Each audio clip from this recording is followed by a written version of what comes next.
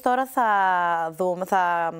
θα καλέσουμε στην παρέα μας τον κύριο Δημήτρη Τσέλιο, Σύμβουλο Προσωπικής και Επαγγελματικής Ανάπτυξης, για να δούμε μαζί το θέμα που συζητήσαμε αρχικά. Δηλαδή, ποιες είναι οι πεποιθήσεις που μας κρατούν μακριά από την επαγγελματική μας επιτυχία και εξέλιξη, θα προσθέσω εγώ. Καλό σας απόγευμα. Καλησπέρα. Γεια σας, κύριε Τσέλιο. Να είστε καλά. Πού βρισκόσαστε? Έχετε και ένα τι ωραία εικόνα έχετε. τοπίο πίσω σας, θάλασσα. Φρόντισα, βασικά είμαι στη θάλασσα, είμαι έξω από τη Θεσσαλονίκη στους νέους επιβάτες και φρόντισα να είμαι κοντά στη θάλασσα, έτσι, για να έχουμε και ένα ωραίο background. Για απογευματινή βόλτα ή απογευματινή βουτιά? Δεν νομίζω με τέτοιο καιρό. Συνήθως κάνω απογευματινή βουτιά, αλλά τώρα έκανα απογευματινή βόλτα. Κύριε Τσέλιο, θα μας κατατοπίσετε λίγο ως προς τις πεποιθήσεις που πρέπει να αποβάλουμε ή να αποκτήσουμε για να έχουμε μια σωστή επαγγελματική πορεία? Ναι, για μένα ο τρόπος σκέψης είναι το νούμερο ένα σε έναν άνθρωπο. Δηλαδή, ούτε οι συνθήκες παίζουν σημαντικό ρόλο, αλλά δεν είναι ο πρώτος ρόλος που παίζουν, ούτε το περιβάλλον, για να μπορέσει κάποιος να παράξει χρήματα στη ζωή του. Το νούμερο ένα για μένα είναι ο τρόπος που σκέφτεται. Και όταν λέμε ο τρόπος που σκέφτεται, αυτό περιλαμβάνει το σύστημα πεποιθήσεων που έχει και τι πιστεύει γενικότερα ο ίδιος για τα χρήματα, και άλλες τυχόν πεποιθήσεις μπορεί να έχει που μπορεί να τον μπλοκάρουν ή να μην τον μπλοκάρουν για να αποκτήσει χρήματα. Για να το εξειδικεύσουμε λίγο αυτό και να πατήσουμε πάνω σε παραδείγματα και να γίνει πιο κατανοητό, εσείς που είστε και σύμβουλος επαγγελματικής ανάπτυξης, όσοι απευθύνονται σε εσάς, περισσότερο ποιες είναι οι πεποιθήσεις που πρέπει να αποβάλουν? Υπάρχουν πάρα πολλοί άνθρωποι, ας πούμε, που θεωρούν ότι στην Ελλάδα δεν υπάρχουν ευκαιρίες ή ότι στην Ελλάδα δεν μπορείς να βγάλεις χρήματα με νόμιμο τρόπο. Αυτό φαίνεται και από τα ποσοστά των Ελλήνων που εγκαταλείπουν τη χώρα. Μπράβο.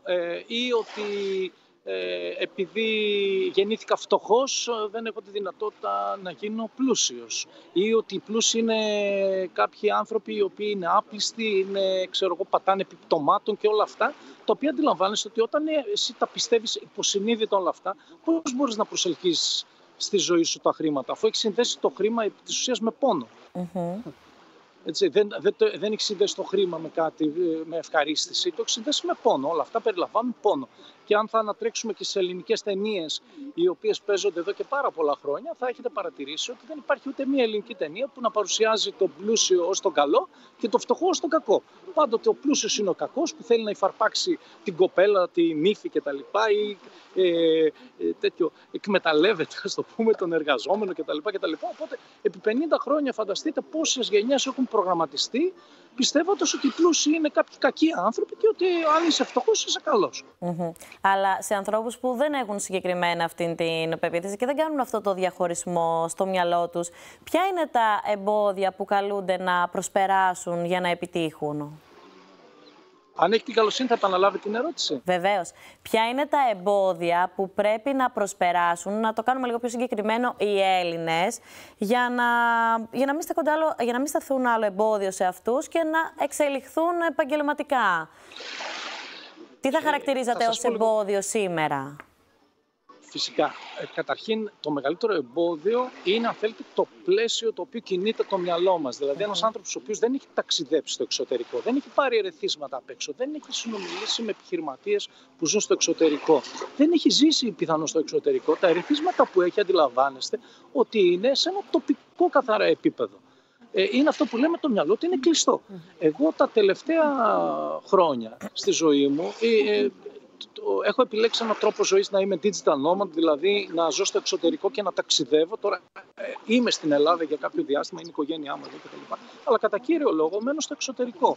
Αντιλαμβάνεστε λοιπόν ότι οι προσλαμβάνουσες που έχω δεν είναι ίδιες με έναν άνθρωπο ο οποίος ζει σε ένα συγκεκριμένο τόπο και πηγαίνει μόνο στο εξωτερικό για διακοπές για μια εβδομάδα. Κύριε Τσέλιο, και οι προσλαμβάνουσες, όπως ακριβώς το αναφέρετε, αυξάνονται και με την εμπειρία και με τα έτη.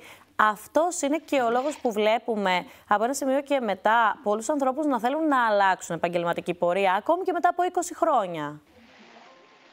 Φυσικά, γιατί αν θα δείτε και τον περίγυρό σας και τους ρωτήσετε αν αυτό που επιλέξαν να σπουδάσουν, να ακολουθήσουν επαγγελματικά ήταν τελικά αυτό που οι ίδιοι επιθυμούσαν, το ήθελε ας πούμε η καρδιά τους, να το πω λαϊκά, θα δείτε ότι το μεγαλύτερο ποσοστό των ανθρώπων δεν είναι δική τους επιλογή, ήταν επιλογή των γονέων τους και οι σπουδές τους ή τους άφησαν μια επιχείρηση έτοιμη με την οποία την ανέλαβαν.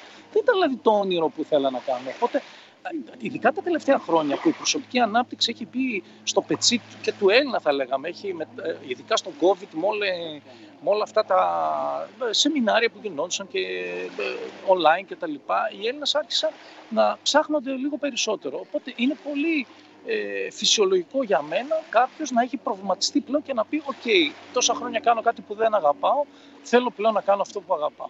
Και αυτό το σημείο εκκίνησης είναι εύκολο ή δύσκολο? Συγγνώμη, Μαριέτα. Ναι. Ό,τι αξίζει στη ζωή είναι δύσκολο. Αν ήταν εύκολο θα το πετυχαίναν όλοι. Οπότε εκ των πραγμάτων η απάντηση είναι ότι είναι δύσκολο, αλλά αξίζει. Γιατί αξίζει? Γιατί θα σας πω και εγώ έκανα μια μεγάλη στροφή στα 42 μου. Ωραία. Τώρα είμαι 52 ετών. Η ζωή μου τα τελευταία 10 χρόνια δεν έχει καμία σχέση με το πώς λειτουργούσα. Δηλαδή τα επίπεδα της ενέργειάς μου, το πάθος μου, η όρεξη που έχω για ζωή, η ενέργεια που έχω, δεν συγκρίνεται ούτε όταν ήμουν 25-27 χρονών. Καταλάβατε. Γιατί συνέβη αυτό? Γιατί πραγματικά κάνω πλέον αυτό που αγαπάω και παθιάζομαι γι' αυτό. Και αυτό ανεβάζει την ενέργειά μου σε πολύ υψηλά επίπεδα.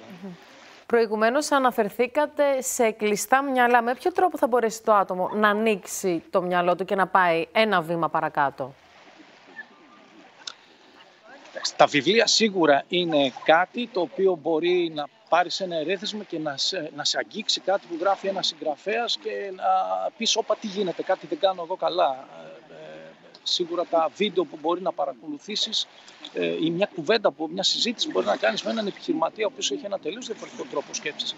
Για μένα αυτό που λέω πάντοτε σε όλους τους ανθρώπους οι οποίοι ασχολούνται με το επιχειρήν, λέω παιδιά, τι αποτέλεσματα θέλετε να πετύχετε? Ψάξτε να βρείτε ποιος πέτυχε τα αντίστοιχα αποτέλεσματα και ακολουθήστε τον. Δηλαδή, μπορεί να μην είναι προφανώς στον περίγυρό σας, αλλά ακολούθησέ τον στα social, ακολούθησέ τον, ψάξε να βρεις κάποιο βιβλίο που μπορεί να έχει γράψει ή να αναφέρεται στον ίδιο. Μάθε τι έκανε αυτός ο άνθρωπος, προκειμένου να δεις αν μπορείς και εσύ να κάνεις κάποια από τα βήματα. Δεν λέω να αντιγράψεις τον άνθρωπο, δεν αντιγράψεις επί της ουσίας τον άνθρωπο, γιατί κάθε άνθρωπος έχει μια άλλη προσωπικότητα. Αλλά μπορείς στην ουσία να αντιγράψεις κάποια βήματα που έκανε αυτός και τον οδήγησαν εκεί που τον οδήγησαν.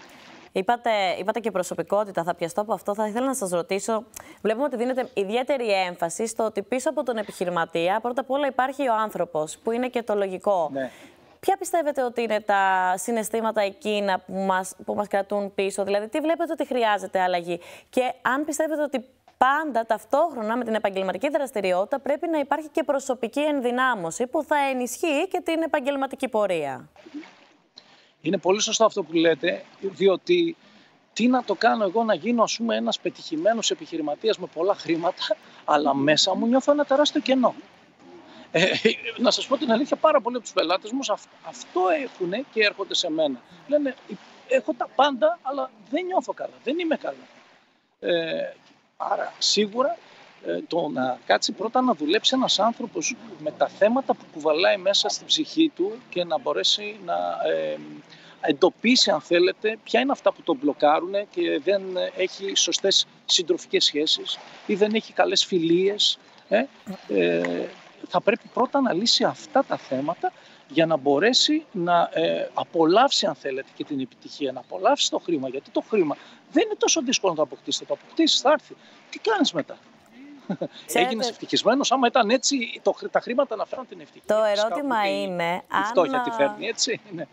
Το ερώτημα βέβαια είναι σε αυτό που συζητάμε, αν μπορούμε να αντιληφθούμε ότι χρειαζόμαστε και αυτού του είδους τη βοήθεια. Δηλαδή, εσείς πραγματοποιείτε και προγράμματα προσωπικής και επαγγελματικής ανάπτυξης και για νέους επιχειρηματίες αλλά και για παλαιότερους. Αντιλαμβάνονται όλοι ότι υπάρχει ανάγκη για επιπλέον πέδεμα σε εισαγωγικά, κάτι να αλλάξει με κάποιον άλλον τρόπο, να δούμε μια άλλη προοπτική? Ναι.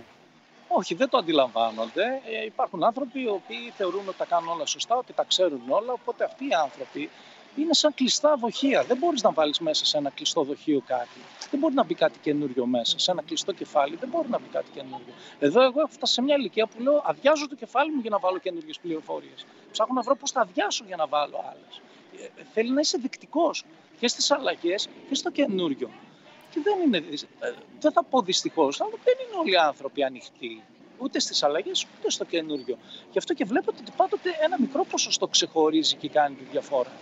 Δεν είναι η μάζα η μεγάλη. Η μεγάλη μάζα τι κάνει, κάθεται και κλαίγεται, παραπονιέται, γκρινιάζει, ότι φταίνει οι κυβερνήσεις, φταίνει ο μπαμπάς μας, φταίνει η μαμά μας. Ωστόσο, εσείς που παρατηρείτε τις αλλαγές στην αγορά και στις γενιές, βλέπουμε πάρα πολλές έρευνες, μπορείτε να το επιβεβαιώσετε ή να το διαψεύσετε, ότι η νέα γενιά θέλει περισσότερο πιο ελαστικές μορφές εργασίας, όπως η τηλεργασία, όπως το νέο υβριδικό μοντέλο. Αναφερθήκατε κι εσείς στους ψηφιακούς νομάδες και βάζει πάνω απ' όλα την ψυχική υγεία. Αυτό το βλέπετε, ισχύει?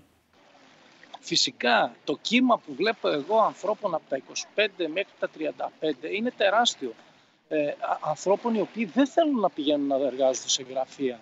Γιατί αντιλαμβάνεστε ότι ένα νέο παιδί πρώτον αφομοιώνει την τεχνολογία πολύ πιο εύκολα από ένα πολύ μεγαλύτερο άνθρωπο, έτσι, γιατί έχει μεγαλώσει με αυτήν. Άρα δεν βρίσκει καμία λογική, ενώ μπορεί να εργάζεται απομακρυσμένα, να πρέπει να κλειστεί σε ένα γραφείο σε 4 ντουβάρια και να δουλεύει από τις 9 μέχρι τις 5.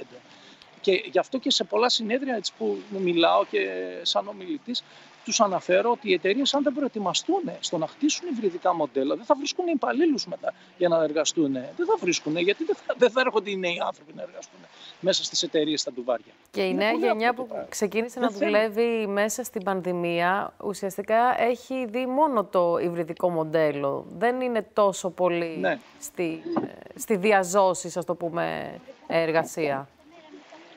Ναι, αλλά μόλις τελείωσε η πανδημία, πάλι βλέπουμε ότι ξανακαλέσανε κάποιους ανθρώπους να γυρίσουν πίσω κτλ. Και εκεί υπήρξε το μεγάλο κύμα που λέει: όχι, εγώ δεν ξαναγυρνάω στο γραφείο. Θα το έχετε παρατηρήσει πόσοι άνθρωποι δεν γνωρίζετε που είπαν: όχι, εγώ δεν ξαναγυρνάω εκεί πέρα. Βεβαίως, θα κάνω κάτι δικό μου, θα κάνω κάτι καινούριο, θα αναζητήσω μια εταιρεία που δέχεται να δουλεύω απομακρυσμένα. Αλλά αυτή τη στιγμή που μιλάμε στην Ελλάδα δεν είναι πολλές αυτές οι εταιρείες. Βλέπουμε δηλαδή ακόμη και μεγάλα μπραντ, ακόμη και μεγάλες τράπεζες δεν επιθυμούν οι εργαζόμενοι να δουλεύουν έστω κάποιες ημέρες από το σπίτι, για να μην μιλήσουμε για καθολική τηλεργασία. Αυτό πώς πιστεύετε ότι θα εξελιχθεί στη χώρα μας? Θα υποχρεωθούν να το κάνουν. Διότι αυτό που σας λέω, όταν βγεις στην αγορά εκεί έξω και δεις ότι δεν έχεις επιλογές ανθρώπων που θέλουν να εργαστούν στο γραφείο ή οι επιλογές που έχεις είναι χαμηλής ποιότητας, άνθρωποι δηλαδή που δεν έχουν τις δεξιότητες που εσύ αναζητάς στην αγορά, τι θα κάνεις? Θα διευρύνεις, αν θέλετε, το φάσμα το οποίο αναζητάς εργαζομένους σε ένα πεδίο remote workers, ανθρώπων οι οποίοι μπορούν να εργαστούν απομακρυσμένα. Γιατί δεν θα έχεις την επιλογή, δεν θα βρίσκεις άνθρωπο να εργαστεί στη θέση αυτή. Και θα εντείνεται όλο ένα και περισσότερο το φαινόμενο της μεγάλης παραίτησης.